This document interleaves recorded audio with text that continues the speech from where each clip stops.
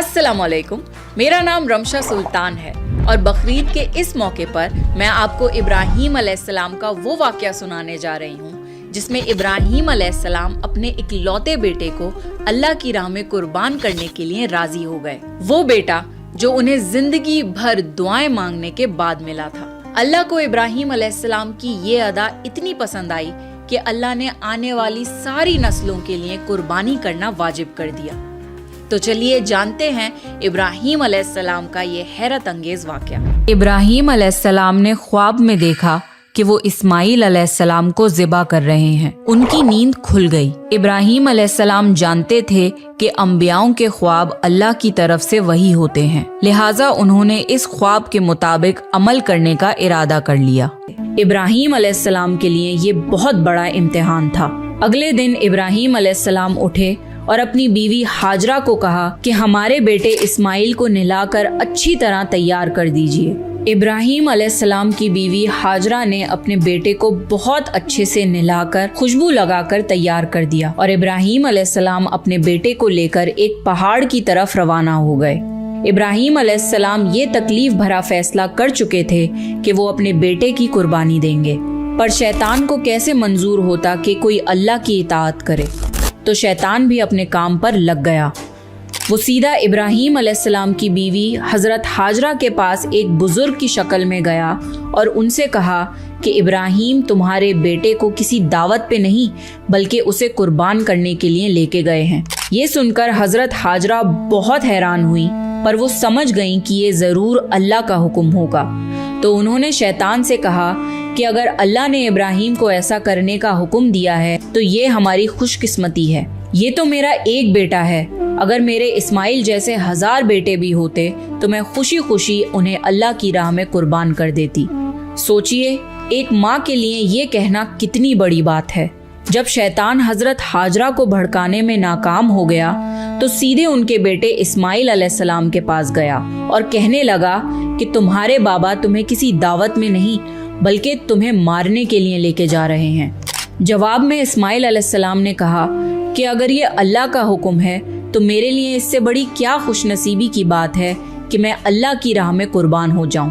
13 साल के बच्चे में इतनी समझ और बहादुरी होना कितनी बड़ी बात है। यहाँ भी जब शैतान नाकामयाब हो गया तो वो इब्राहीम अलैहिस्सलाम को भड़काने की कोशिश करने लगा कि तुम्हें ये बेटा इतनी मन्नतों से मिला है, अगर तुमने इसे कुर्बान कर दिया तो बुढ़ापे में तुम्हारा सहारा कौन बनेगा, और अगर अल्लाह ने ये कुर्बानी भी कबूल नहीं करी तो तुम्हारा कितना बड़ा नुकसान हो जाएगा। ऐसा मत करो। शैतान हर तरह से उन्हें बार बार बहकाने की कोशिश करता रहा और गुस्से में आके इब्राहीम अलैहिस्सलाम ने शैतान को पत्थर मारे। यही वजह है कि जब लोग हज पे जाते हैं तो शैतान को आज भी कंकड़ी मारते हैं और ये हज के अहम अरकानों में से एक है। शैतान के जाने के बाद इब्राहीम अलैहिस्सलाम ने अपने बेटे को सारी बात बताई तो इस्माइल अलैहिस्सलाम ने फरमाया कि बाबा, अगर ये अल्लाह का हुक्म है तो मुझे ये मंजूर है। आप बस मेरे हाथ पैर बांध दिए और अपनी आंखों पे पट्टी भी बांध लिए ताकि आप जब मेरी गर्दन पर छुरी चलाएं तो आपको तकलीफ ना हो और आप ये करने से मुकर न जाएं। बस फिर इब्राहीम अलैहिस्सलाम ने अपने बेटे के हाथ पैर बांध दिए। बाप बेटे दोनों अल्लाह का हुक्म पूरा करने के लिए पेश हो गए। इस्माइल अलैहिस्सलाम ने अपने वालिद से फरमाया, जब आप मुझे ज़िबा करने लगे तो मेरी पेशानी जमीन पर रख दिएगा ताकि आपको मेरा चेहरा ना नजर आए और कहीं आपके हाथ रुक न जाएं। इब्राहीम अलैहिस्सलाम ने ऐसा ही किया और आंखों पर पट्टी बांध ली। अब उन्होंने छुरी पकड़कर गर्दन पर चला दी, लेकिन छुरी ने गर्दन ना काटी।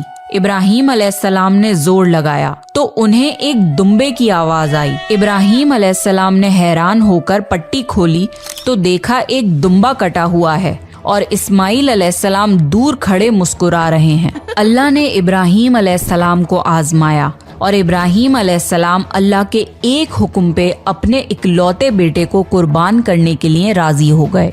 वो भी वो बेटा जो उन्हें 86 साल की उम्र में पूरी जिंदगी बे औलाद रहने के बाद मिला था।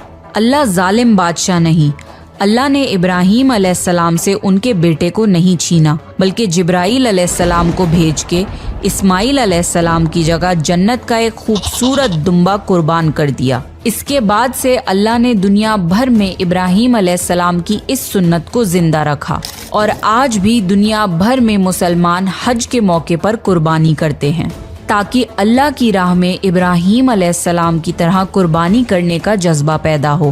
ایک اکلوتے بیٹے کی قربانی کے لیے تیار ہو جانے کے صلے میں اور سارہ علیہ السلام کی عظمت اور نیکی کے بدلے اللہ نے انہیں ایک اور بیٹے اسحاق علیہ السلام کی خوشخبری دی۔ ابراہیم علیہ السلام تب 120 سال کے تھے اور سارہ علیہ السلام 90 سال کی تھی۔ دونوں پر بڑھاپا طاری ہو چکا تھا۔ اللہ نے یہ خبر سنانے کے لیے فرشتے بھیجے۔ فرشتوں نے ابراہیم علیہ السلام کو سلام کیا اور بیٹے اسحاق علیہ السلام کی خوشخبری دی۔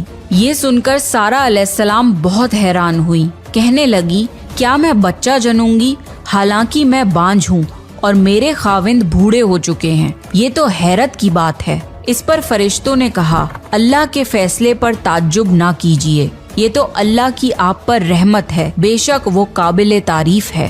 ابراہیم علیہ السلام اسماعیل علیہ السلام سے ملنے مکہ آتے رہتے تھے۔ ایک مرتبہ انہوں نے فرمایا اے میرے بیٹے، اللہ تعالیٰ نے مجھے حکم دیا ہے کہ اس مقام پر اللہ کا گھر تعمیر کرنا ہوگا۔ اسماعیل علیہ السلام نے فرمایا میں حاضر ہوں۔ پھر ابراہیم علیہ السلام اور اسماعیل علیہ السلام نے مل کے کعبہ کی تعمیر کی۔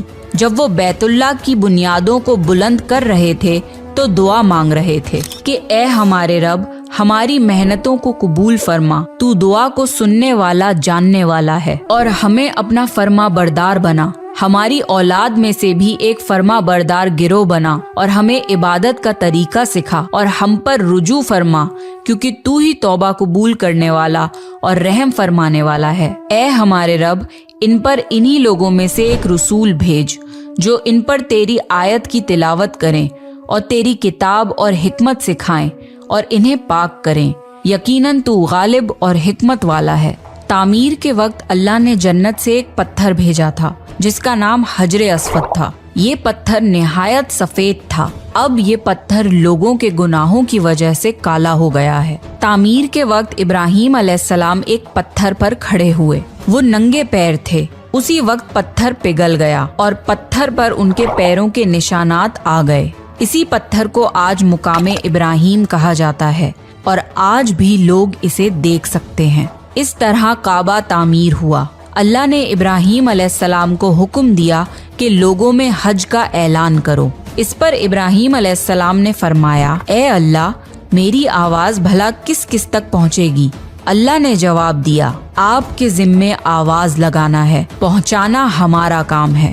پھر ابراہیم علیہ السلام عرفات کے پہاڑ پہ چڑھے اور آواز لگائی لوگوں، بیت الحرم کا حج کرو۔ اس کی برکت سے اللہ نے بیت الحرم کی محبت لوگوں کے دلوں میں ڈال دی، جس کی وجہ سے آج تک ہر کوئی حج اور عمرہ کی خواہش رکھتا ہے اور ہزاروں لوگ ہر سال بیت اللہ کا حج کرنے کے لیے آتے ہیں۔ ابراہیم علیہ السلام نے 175 سال کی عمر میں وفات پائی۔ ابراہیم علیہ السلام پر بہت آزمائشیں آئیں، پر ہر معاملے میں ابراہیم علیہ السلام اللہ کے وفادار رہے۔ اس لیے اللہ نے ابراہیم علیہ السلام کو خلیل الرحمن کے لقب سے نوازا، یعنی اللہ کا دوست۔ تو یہ تھا ابراہیم علیہ السلام کا واقعہ۔ اس سے ہمیں سبق ملتا ہے کہ ہمیں اپنی ساری عزیز چیزیں اللہ کی راہ میں قربان کرنے کا جذبہ رکھنا چاہیے۔ یہ تھا ابراہیم علیہ السلام کی زندگی کا ایک چھوٹا سا حصہ۔ اگر آپ ابراہیم علیہ السلام کی پوری لائف سٹوری جاننا چاہتے ہیں تو میرے چینل پر ابراہیم علیہ السلام کی سٹوری کو ضرور دیکھیں۔ اگر آپ کو پروفٹ سیریز میں انٹرسٹ ہے تو میرے چینل کو سبسکرائب کر لیجئے، because I have many more parts on prophet stories coming soon انشاءاللہ۔ اس ویڈیو کو زیادہ سے زیادہ لوگوں کے ساتھ شیئر کریے، and I will see you next time. This is me Rimsha Sultan signing of.